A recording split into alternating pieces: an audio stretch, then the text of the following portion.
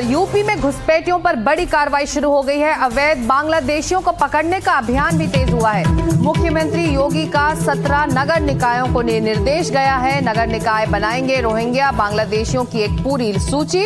UP के हर मंडल में detention centre बनाने का भी निर्देश है। इस वक्त की जो बड़ी खबर है, घुसपैठियों पर लगातार कार्रवाई उत्तर प्रदेश में हो रही है।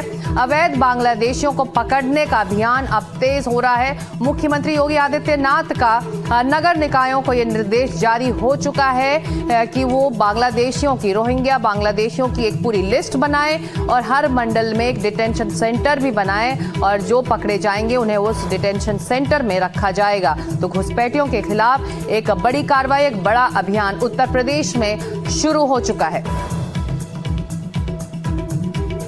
और रणवीर इस वक्त हमारे साथ लखनऊ में जुड़ रहे हैं। रणवीर, रोहिंग्या घुसपैठिए नहीं बचेंगे, एक तरह से उत्तर प्रदेश सरकार ने ठान लिया है और तमाम कार्रवाई और तमाम निर्देश इस वक्त दिए जा रहे हैं।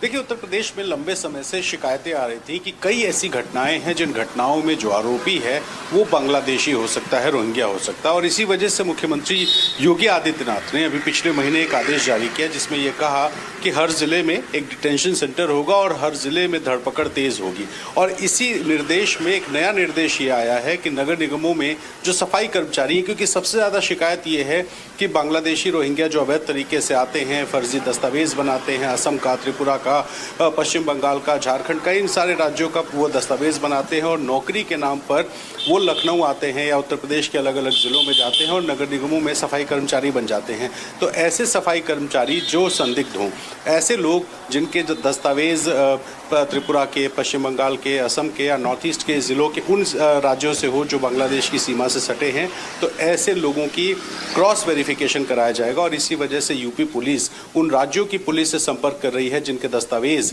बाहर के हैं। अभी ये लगातार अभियान चल रहा है और जो भी ऐसे सफाई कर्मचारी या छोटे मोटे काम करने वाले लोग हैं, लेकिन अभी जो नया निर्देश है वो नगर निगमों को लेकर है।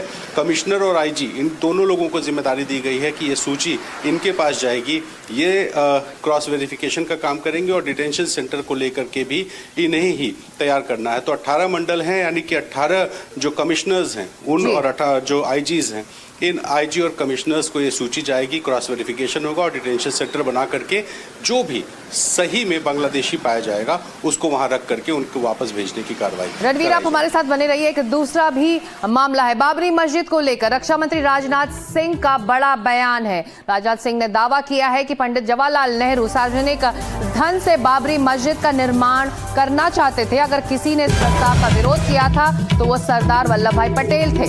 जबकि अयोध्या में भव्य राम मंदिर सरकारी पैसों से नहीं बल्कि आम जनता के खर्च से बना।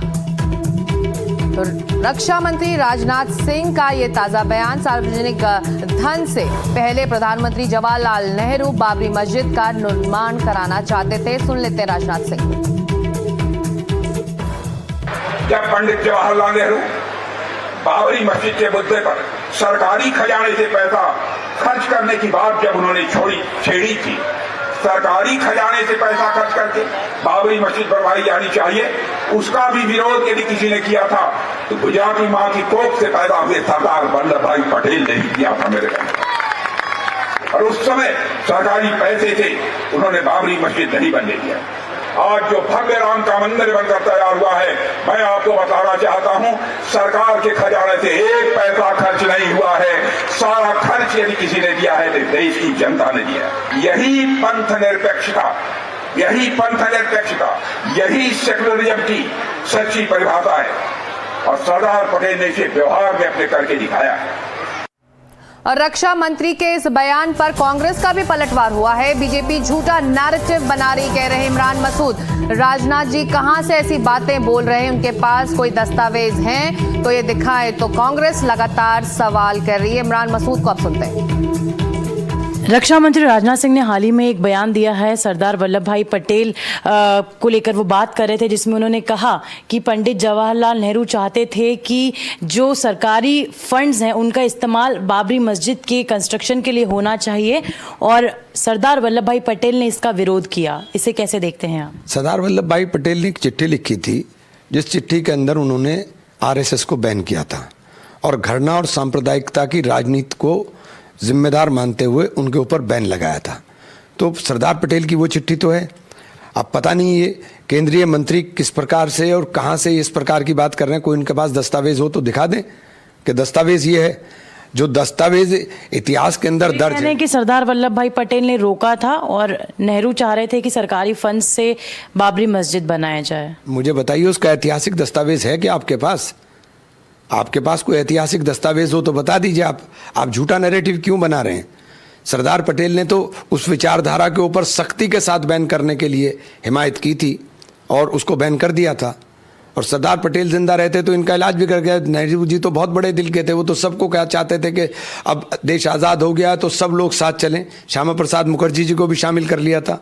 तो नेहरू जी की सहृदयता को आप कहाँ से देखेंगे? नेहरू जी तो वो शख्स थे जिन्होंने पूरी दुनिया के अंदर उस वक्त के अंदर हिंदुस्तान का डंका पिटवा दिया था। नेहरू जी ने तो उस वक्त वैज्ञानिक तरीकों से देश को आगे बढ़ाने की, वैज्ञानिक सोच को आगे बढ़ाने की बात की थी। IIM IIT स्थापना की बात की थी, नासा की बात की थी।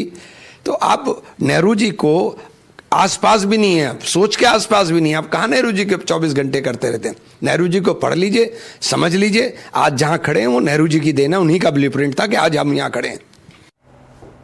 तो दस्तावेज और सबूत मांग रही है इस मुद्दे पर कांग्रेस। अब वहीं तेलंगाना के सीएम रेवंत रेड्डी का विवादित बयान आया है। हिंदू देवी देवताओं पर की है उन्होंने विवादित टिप्पणी को लेकर विवादों में घिर गए हैं रेवंत रेड्डी।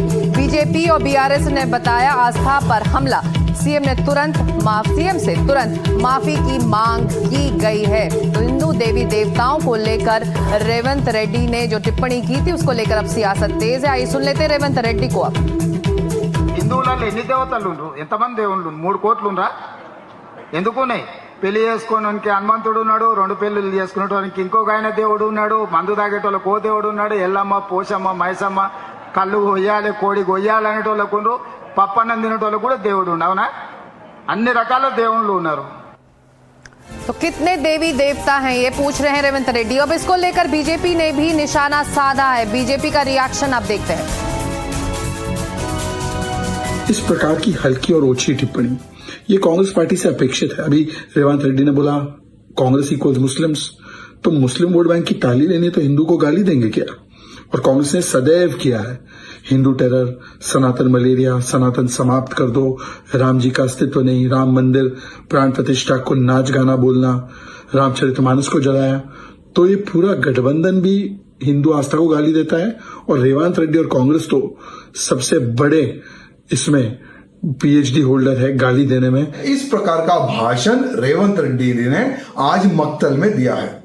तो मैं रेवंत रेड्डी को पूछना चाहता हूं, तुम्हारा बैकग्राउंड जो था वो ABVP का था, यानी तुम भी हमारे ही बेटे थे। लेकिन वो नालायक बेटा जैसा ही कांग्रेस में जाता है, क्या खून में क्या परिवर्तन आ गया क्या रेवंत रेड्डी की? मैं पूछना चाहता हूं। अरे भाई, भाषण किस प्रकार से देना है? क्या एक मुख्यमंत्री को क्या समझाना पड़ेगा क्या? क्यों बार बार हमारे हिंदू देवताओं को इस प्रकार से टारगेट किया जा रहा है? आज सोचने की आवश्यकता है। आखिर ऐसे मुख्यमंत्री पर कौन कार्रवाई करेगा?